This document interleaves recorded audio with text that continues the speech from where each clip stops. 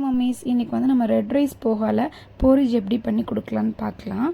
Red அவல் வந்து கடைகளிலே கிடைக்கிது. இது வந்து நார்மல் அவல் கம்பேர் பண்ணுறத விட இதில் வந்து நிறைய நியூட்ரியன்ஸ் இருக்குது. வந்து இதை வந்து தண்ணி ஊற்றி ஒரு 10 to 15 மினிட்ஸ் ஊற வச்சுக்கலாம். ஊற வச்சுட்டு டைரெக்டாக குக் பண்ணிவிட்டு நம்ம கொடுத்துக்கலாம்.